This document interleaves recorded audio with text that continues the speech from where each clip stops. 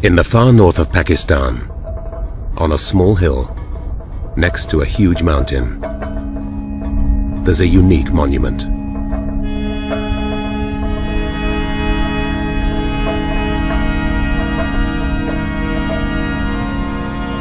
It was erected in 1953 to commemorate a young American mountaineer, but since then many other names have been added to it.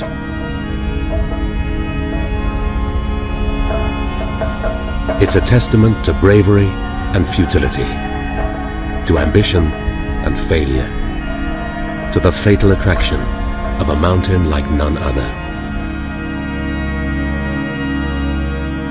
The Mountaineer's Mountain, the Savage Mountain, the Killer Mountain, the mountain with no name,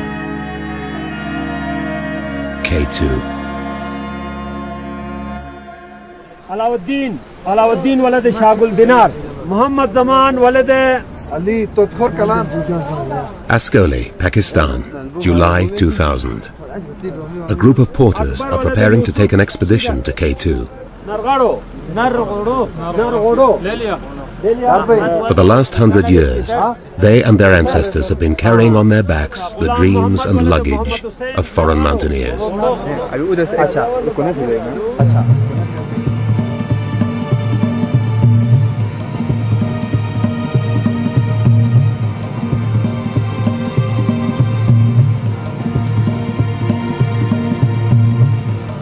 Even today, K2 is incredibly difficult to reach. It's over 100 miles away from the nearest city, and the only way to get there is to make a long trek through the Karakoram Mountains, past some of the most spectacular and rugged terrain in the world.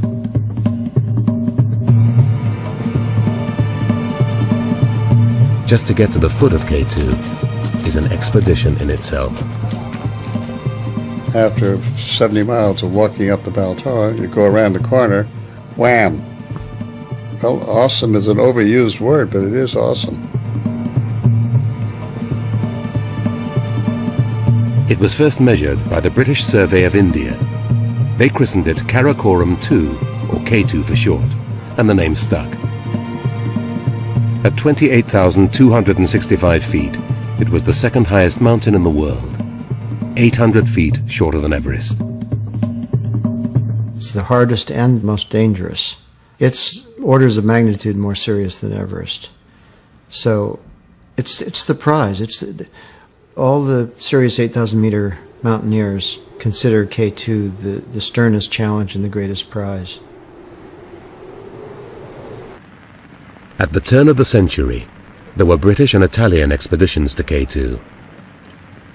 But it wasn't until the 1930s that the first serious attempt was made on the mountain. It was led by the legendary climber Fritz Wiessner.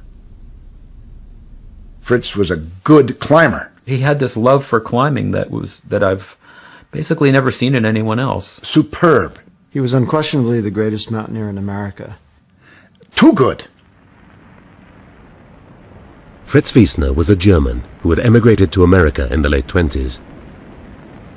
He was daring and technically accomplished, and had astonished American mountaineers by climbing several peaks which had been thought impossible. We would go back when I was a kid to these cliffs. Sometimes he hadn't climbed for 15 or 20 years, and he knew all the handholds, and he'd yell down to you, and he was up above, and he'd say, "Where are you now?" And say, "Well, I'm just right here." And he'd say, "Oh, look about 2 feet above, and there's a handhold up there." And he had an uncanny memory for these climbs that he'd done, and each move that was important on the difficult parts of the climb. In the late 1930s, Wiessner secured permission to lead an American expedition to K2. But he wasn't able to go right away, so an advance party went out in 1938 to make a detailed reconnaissance of the mountain. We went out with the stated purpose from the Alpine Club of finding a route on K2. I don't think anybody expected us to climb it. I'm not sure whether we expected to climb it or not, but at any rate, our purpose was to find the route. These were some of the best young climbers in America, and this was a very successful trip. They came back reporting that they'd found a route up K2 and even managed to get close to the summit themselves. But none of them were willing or able to go back with Fritz Wiesner. I have high respect for Fritz. He was an excellent climber. He was not a good leader. Fritz was headstrong. He was dictatorial. He was sure he was right. He was a difficult man to be around. He was hard to climb with unless you accepted his lead, but he was a genius. He didn't invite me to go, and I wouldn't have gone anyway. He didn't. If he did invite any of the rest of our expedition, they couldn't go, and none of them did go. So in March 1939, Wiesner set sail for K2 with an untried team.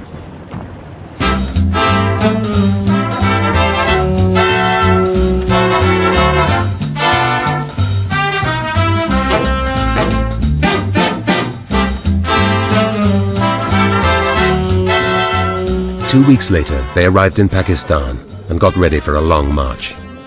They hired 9 Sherpa mountain guides and a small army of porters and set off inland. Now Fritz would find out what his men were made of.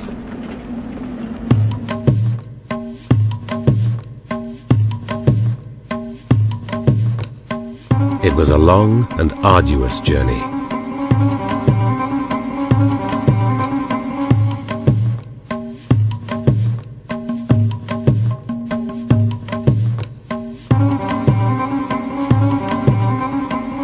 Apart from Wiesner, no one else had been to the Himalayas. Jack Durrance was a strong climber, but he'd never even met Wiesner before K2. The others were either young and inexperienced or old and inexperienced.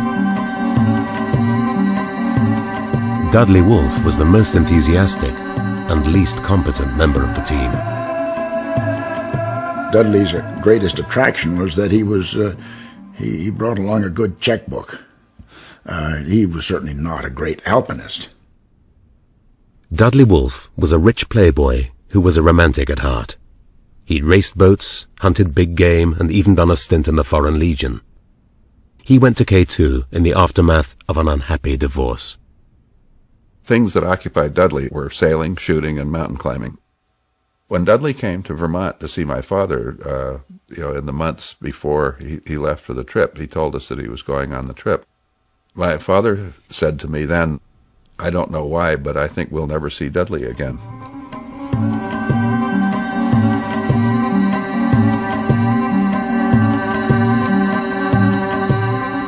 On May the 31st, they arrived at K2 base camp. For Wiesner's deputy leader, Eaton Cromwell, this was the beginning of the end. When Cromwell got to K2, he realized that he was fluff as an alpinist, and he wanted to go home. And this was a major thing that resulted in problems. His attitude was, we don't belong here, particularly me. We don't belong here. I want to go home. But Wiesner was in his element, and he was used to leading from the front. To him, K2 was the mountain of mountains. The most beautiful mountain in the world, perhaps the most difficult mountain in the world. And Fritz really wanted to get to the summit, even if he had a second-rate team. Fritz had thought long and hard about K2. His plan was to establish a series of camps all the way up the route, which had been identified the previous year. They would form his ladder to the summit of K2.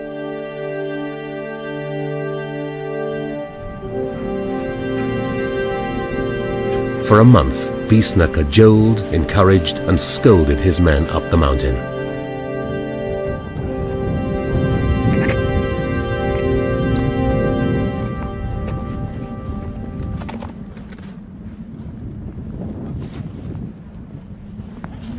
But one by one, most of the American climbers reached their limits and retreated back to base camp, suffering from frostbite and altitude sickness.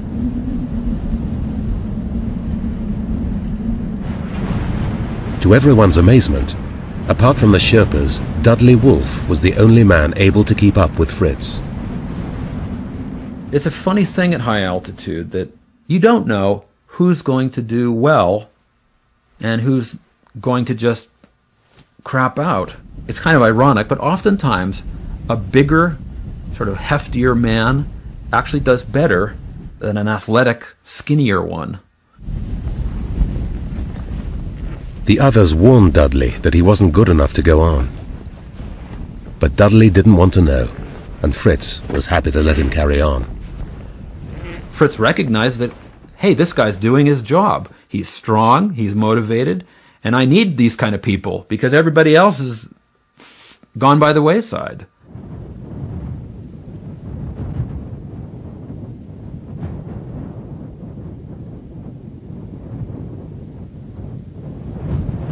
After 6 weeks of climbing, Fritz, Dudley, and one Sherpa, Pasang Lama, reached their 8th camp and were poised to make an attempt on the summit itself.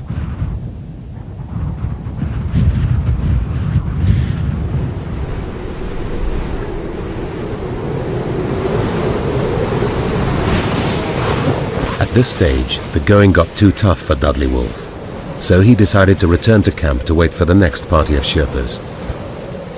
There is no original film of what happened next, but Fritz would remember the events of the following days for the rest of his life.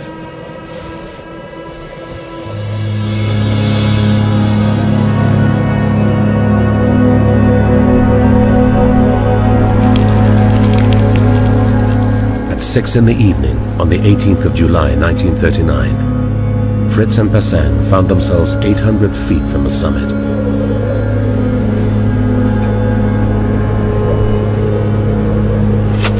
They had one rock face to go before what Fritz thought would be an easy snow slope to the summit. Then, suddenly, Pasang stopped. Pasang Dawa Lama was very religious, and as a Sherpa, he was also a bit apprehensive about the spirits who lived on the mountain, and he was afraid of the night spirits. And he stopped paying the rope out around his waist. And he said, "No, Saab, we must come back tomorrow. It's too late." They were 700 feet below the summit, and if Pasang had wanted to go on, they would have made the summit. They would have come down, and it would have been by, 11 years, the first 8,000 meter peak in the world to be conquered. He could feel the summit, that close. 750 feet of easy climbing. Without oxygen, he was in, as he's told me, the shape of my life. He was one of the strongest mountaineers ever. A modern climber would have said, look, you just kind of wait there for a few hours, and I'm just going to dash up to the top and get the first ascent of K2, and then, I'll see you in 2 or 3 hours, and then we'll go down. But that was something that, you didn't do in those days. You didn't do that. Fritz was confident that they could come back for another attempt. But as they were abseiling down, both pairs of their crampons slipped off Pasang's rucksack and disappeared into the abyss. Without crampons, it would be almost impossible to reach the summit. So they continued down. His goal was to regroup with Dudley Wolfe, get some more crampons, get some more food, and go up and try it again.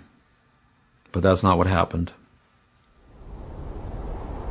While Fritz was making history at the summit, down at base camp, morale was at an all-time low.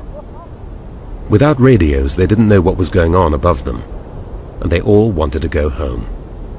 Gradually, their frustration turned into resentment against Fritz. Consider the situation in 1939. Here you have a dedicated Anglophile like Cromwell. After all, that's a good English name. Cromwell is the deputy. The leader has a very thick German accent. To his dying day, Fritz carried a very thick German accent. And there's no question in my mind that Cromwell felt he was dealing with a master race type person up on the mountain who was not necessarily of the same state of mind and probably was subversive. Some Sherpas were sent up to make contact with the high camps, but they came back with alarming news. One of the Sherpas yelled a greeting of some kind upwards to try and get in contact with the climbers at the next camp, and heard no response.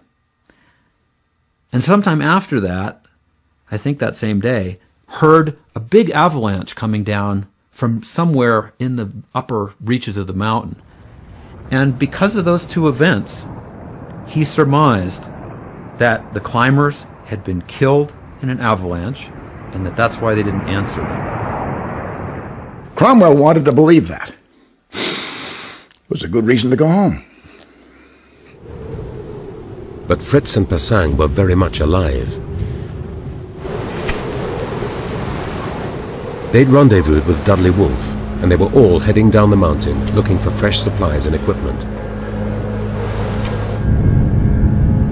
But when they reached their 7th camp, they were greeted with an incredible sight. There are no sleeping bags in the tent. There are no air mattresses in the tent. The food that was in the tent has been spread out onto the snow. And Fritz just is looking at the camp and saying, my God, you know, how could this have happened? Who would have done a thing like this?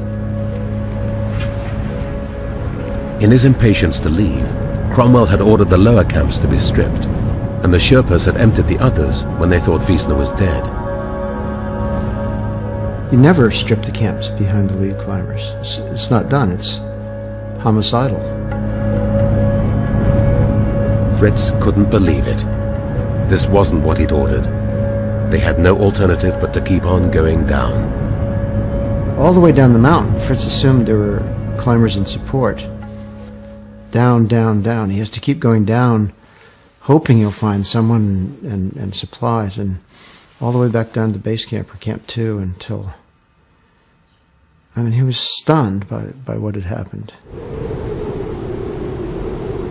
2 days later, starving and exhausted, Fritz staggered to the bottom of the mountain, where he met Cromwell and some of the others searching for his dead body. They were ready to go home. They were packed, and they were all but marching down the glacier. Fritz was livid. What the hell is going on? What have you done? What's going on here? He was also as exhausted as a man can get. He had absolutely shot his bolt. He'd used every ounce of his energy.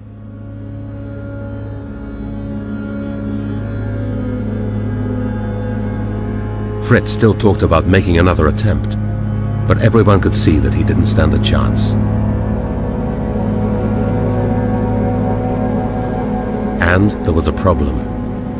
Fritz and Pasang Lama had come down the mountain without Dudley Wolfe. He'd insisted on staying put, thinking that Fritz would soon be back to make another attempt on the summit. He didn't realize that he'd be left on his own for a week, the highest and loneliest man in the world. Something was driving him to take risks that were at the limit of his ability to handle them. You know, who knows if he actually had a death wish, if he were depressed and decided he wanted to go out on the mountain. Jack Durrance set off to bring Dudley down, but 3 days later he came back defeated. So Pasang Kekuli, the chief Sherpa, took 3 men and headed back up K2 to rescue Dudley.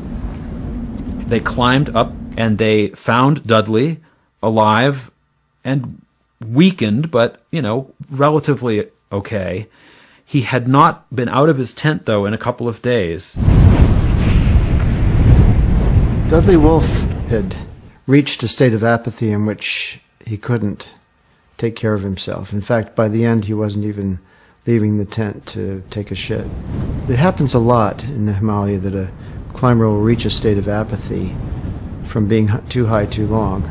The mental process goes bad. You get in a dream state. You sort of think, oh, well, I'll just rest a little longer. and it's fatal. Dudley Wolfe said, "I'll think about coming down tomorrow. Come back tomorrow." And so the Sherpas went back down to their camp at Camp 6, spent the night, went back up to Camp 7 the following morning. Only 3 of them went up on this particular day. And these 3 incredibly brave Sherpas and Dudley were never seen again.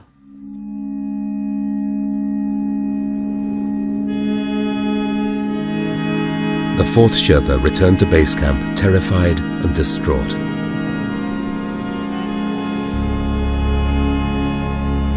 Fritz could barely walk, but a day later he left camp to make one last effort to rescue Dudley. He got nowhere. Suddenly, the weather broke. K2 was covered in snow, and they were forced to retreat. When they were walking away from the mountain, Fritz described this to me, of this awful feeling of seeing the clouds, just closing in on the mountain, and knowing that was the end of the story. The team, which had joked around on the way out, returned bitter and angry, and in 3 separate parties. Back in America, Eaton Cromwell accused Wiesner of murdering Dudley Wolfe. And Wolfe's brother Clifford began an investigation into the events surrounding Dudley's death. It came to nothing, but in the winter of 1940, no one had much sympathy for Fritz Wiesner, a controversial German climber. He never, ever got over it. I mean, you could see the veins in his head sort of standing out, and he'd be pounding his fist on the table in his office desk, just reliving how bad it was, how traumatic it was, 50 years later.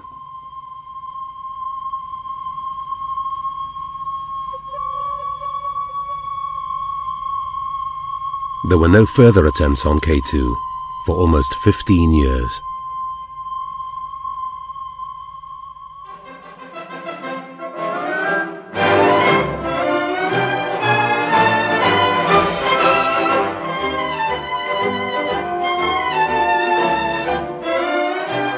During the Second World War, several of America's top climbers ended up in the military, some developing clothing and equipment for mountain warfare.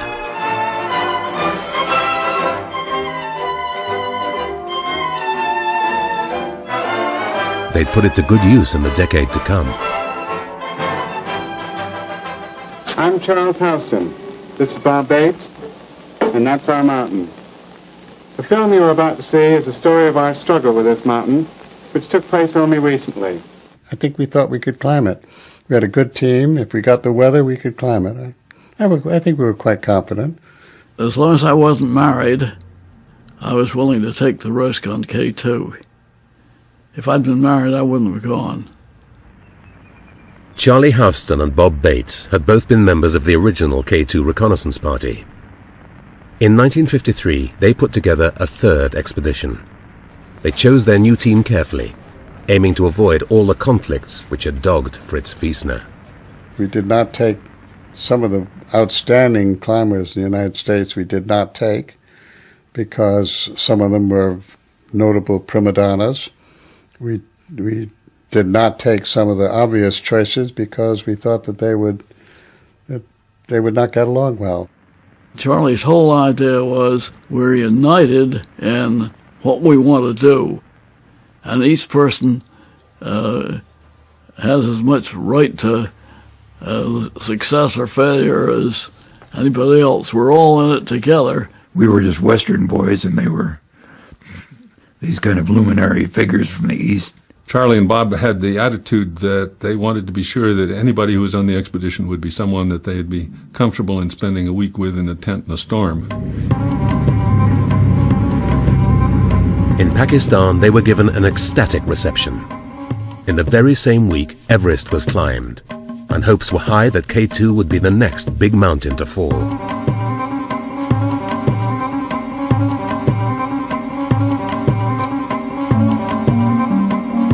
Rawalpindi, they were joined by the final member of the team, a British officer, Captain Tony Strether.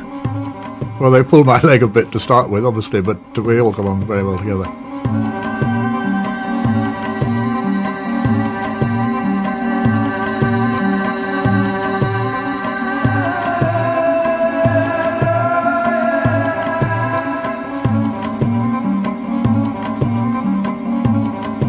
It took them 15 days to reach base camp.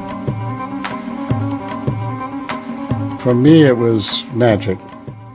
I think we were all immensely excited. It's so beautiful.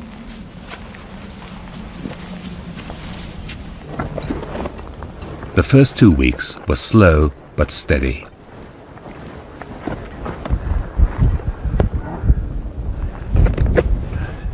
They climbed 4,000 feet up the mountain and set up their first 3 camps.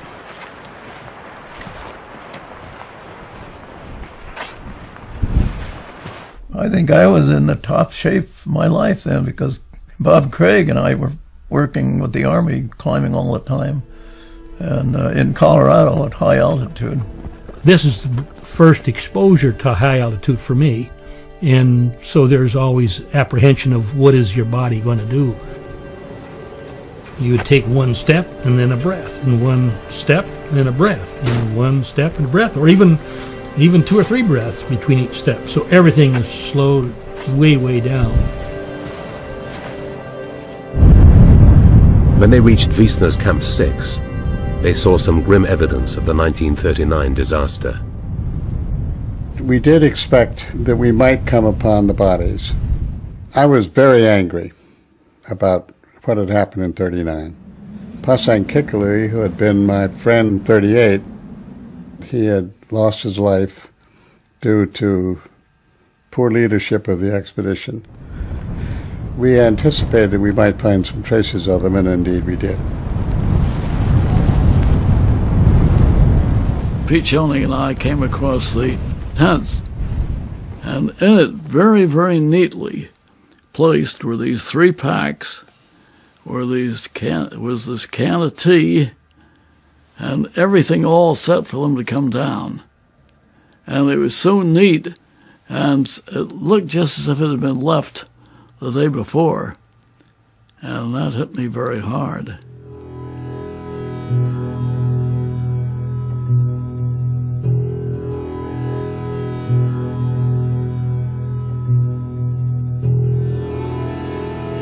After 10 more days, they settled into their 8th camp. They were now 3,000 feet and 3 days from the summit, and spirits were high. We anticipated that we might have a little storm, but then we'd go to the summit. And it was then that we had a ballot to see who should be the first team and who should be the second team. We had a silent vote on it, and Charlie Houston and I were the only ones with children, so we eliminated ourselves right away. And by that time I was realizing I probably shouldn't even be up here, worrying all the time. You can't go in these mountains and think about your family. We chose the teams and settled down, ready to go when the weather broke, but the weather didn't break. In the summer of 1953, the Karakoram Mountains were engulfed by a series of unusually bad storms. For days on end, Houston's team could do nothing but sit it out in their tents.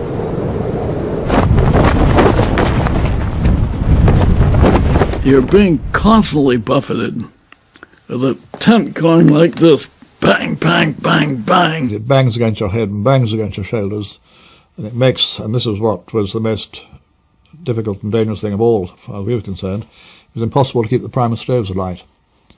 And so we couldn't produce liquid. And at those altitudes, because you were puffing a lot, breathing dry air, you need an immense amount of liquid to keep the body properly balanced. The storms continued day in, day out. The men became weaker and weaker, and then one of the youngest climbers, Art Gilkey, suddenly fell ill.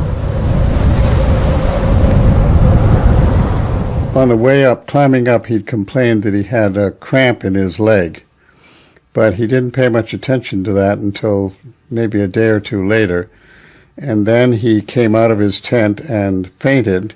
I have a photograph someplace that shows Art coming out of the tent and almost in the position of falling to the ground, which he did. We realized then that we had a serious problem on our hand. We knew that this is no place where anyone can get sick. It was clear that something was wrong with him, and I looked at his leg, and it's pretty easy to make a diagnosis of thrombophlebitis or blood clot in the leg. I'd never heard of it happening on a mountain. Of course, I'd seen it in my medical career, but I'd never heard of it happening on a mountain. But I knew that it was serious.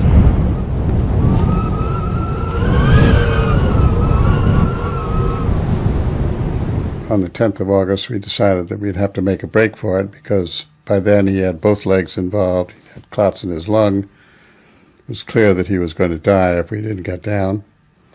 And so we started down. Charlie said, we've got to take him down. And somebody said, in the storm? And he said, it's life or death for Art. Nobody questioned that. They wrapped Gilkey up as best they could and prepared to lower him down the mountain. Their goal was Camp 7, 700 feet below them.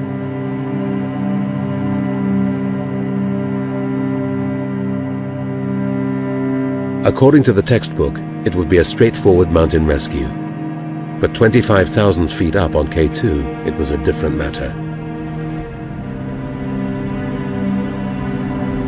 They put their cameras away and got ready to face the impossible.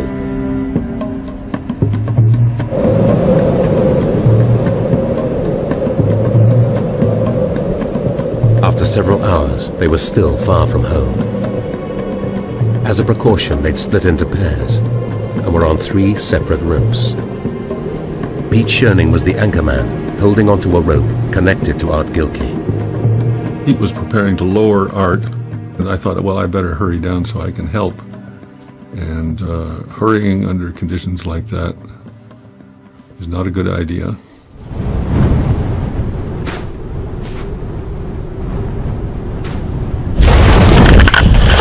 His rope slipped underneath Gilkey, but then it doubled around the 2 ropes across the slope. The weight came on the rope. I was just whisked off. I got my ice axe in just as hard as I could. And, of course, the next second I was flipped off. Within seconds, all the ropes had become entangled, and 5 climbers were flying down K2, held on by just 1 man above. I could see the rocks coming up at me, and I think my only thought was that, pretty soon I'll be knocked out, and that's it, if I had any thoughts. Head over heels, head over heels. No particular sensation. I said, well, we did our best, and this is it. The rope came up from below and around behind the ice axe and around my body, around my hips, and was held in my right hand. There was a rock preventing the ice axe from being pulled out from the mountain, and I'm leaning against the top of the ice axe. I do recall a movement, and I knew somebody had slipped. I do recall the rope thinning down. I do recall substantial force on both the hand and your body and the ice axe, and I do recall being very grateful that things slacked off in a fairly short period of time. In an amazing feat of strength and skill, Pete Schoening had held on to all the falling climbers and the injured Gilkey. I fell, everybody fell, and Peter held us. It was an absolutely extraordinary effort on his part. The wounded men struggled over to Camp 7 after securing Gilkey to the slope with 2 ice axes. An hour later, they came back to get him. We went back to see what we could do for Arthur Gilkey. But when we got back there was this extraordinary sight. We'd not been able to wear our goggles, our snow goggles, all the day because of the snow wind and so on. So we were probably all slightly snowblind, and so everything looked a bit misty. But Arthur wasn't there, and we couldn't believe this initially. And then Bob Bates belayed me, and I went over actually to the spot where he was, and it looked completely different. There was a sort of gully running down, and the snow was all soft and roundabout. An avalanche must have come down and taken him away. By then we knew that our lives were on the line, so to speak. We had to keep going. And even though, we just hoped that, I think, individually, we just hoped that he hadn't suffered. Well, I think to a large extent, insofar as we were capable of feeling anything, we felt a sense of relief that we wouldn't have to return, well, and with everybody injured or in bad shape, why the thought of continuing to try and lower him down the mountain would have been more hopeless than ever. That night, 7 men crammed themselves into 2 tiny tents high on the shoulder of K2. A few weeks earlier, they'd posed for the camera happy and confident. Now, they were lucky to be alive. Charlie Houston had a broken rib and severe concussion. I don't remember the accident at all. I remember getting to the place where we fell, and then I don't remember that. I remember vaguely the night that we were in the tent. It was a terrible night, although fortunately the storm had stopped. And then I remember the next day. In the grey light of dawn, they started down the mountain. Worse was to come. Very quickly, we were climbing down very difficult rock through bloodstains and fragments of cloth and tangled ropes, which was where Gilkey had fallen. So for maybe 20 minutes, half an hour, we all had to climb down through this wreckage. We saw blood on the rocks for a long distance. I mean, splotches here and there. It was plain that he had passed over the route that we were going down, no doubt bouncing along in terrible style. After 2 more days, they reached House's Chimney, the most difficult piece of climbing on K2. Charlie Houston insisted on being the last man down.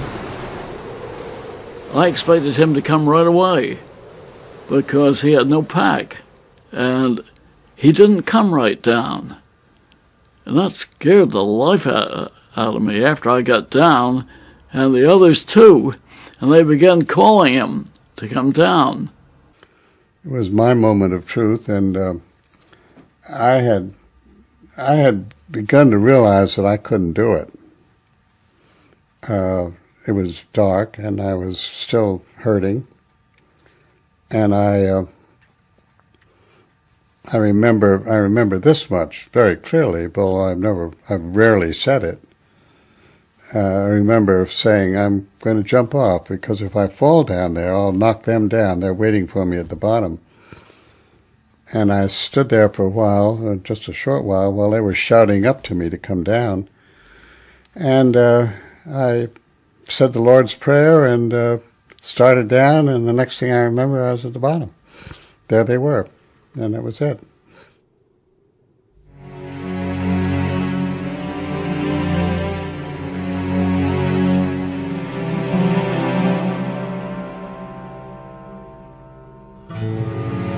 A day later, weary and wounded, they were reunited with their support team. We were crossing the fixed ropes above Camp 2, and the Hunza porters came up from below and greeted us at the fixed ropes. And it was a very emotional experience, a lot of tears.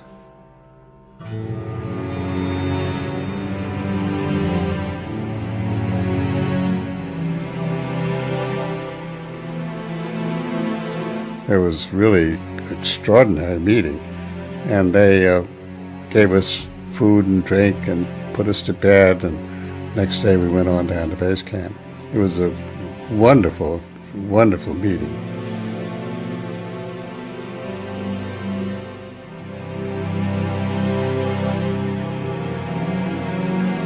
The porters built a memorial cairn on a rocky promontory above base camp, and what remained of Gilkey's possessions were placed on top. Bob Bates said a few prayers, but only 4 of the others were in a fit state to get there.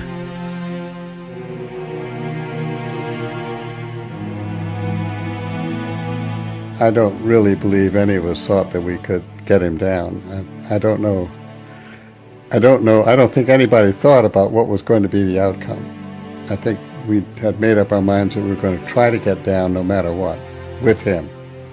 But when I think back on what we had to go down, I don't think we had a chance.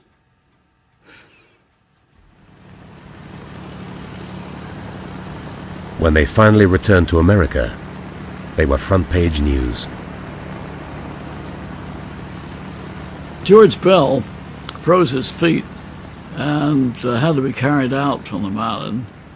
He was met by reporters who said, "What's it like? What's K2 like?" And George said, just instinctively, "It's a savage mountain that tries to kill you." So the headlines the next day was, K2, the Savage Mountain. Charlie Houston went back to his medical practice, but he was still thinking about K2 and applied for a license to return in 2 years. But events took a different course.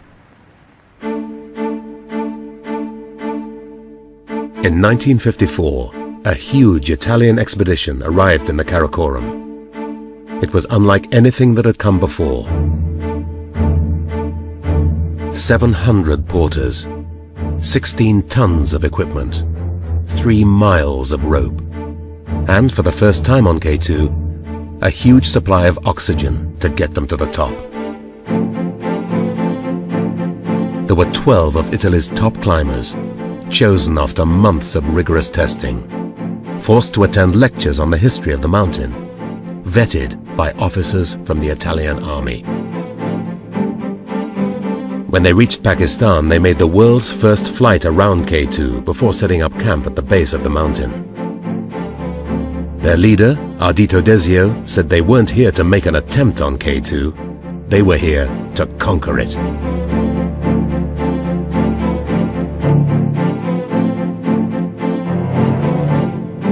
The climbers followed the same route as Houston and Wiesner, establishing camp after camp and forcing their way up the southeast ridge towards the summit. Lino Laciadelli and Achille Compagnoni made the final push up the mountain, and at 6 p.m. on the 31st of July 1954, they reached the long, narrow ridge of ice which forms the summit of K2.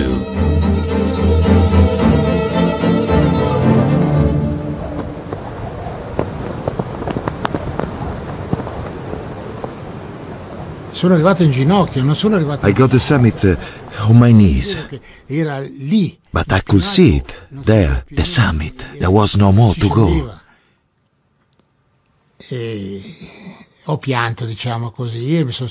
And I was in tears, very emotional.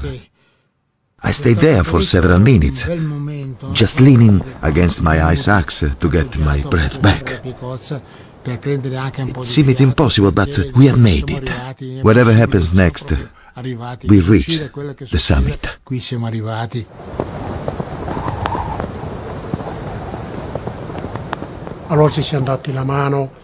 We shook hands, we looked around, saw Broad Peak and the other mountains, and we named them to check that we were thinking straight. but we never felt truly happy because we knew how difficult it would be to get down.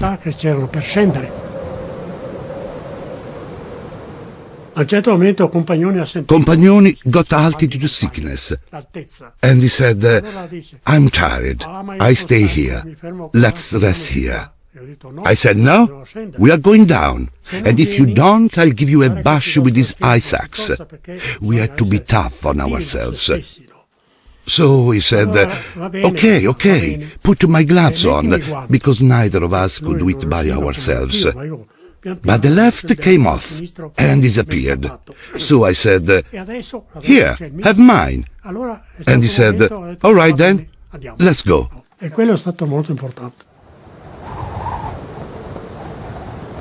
News of their heroic ascent was broadcast around the world.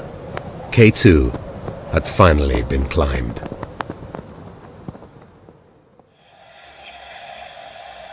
I guess, Charlie, you remember the next day rather vividly. Well, we came back to 6 that afternoon. Charlie Houston heard about the Italians barely a week before the anniversary of Art Gilkey's death.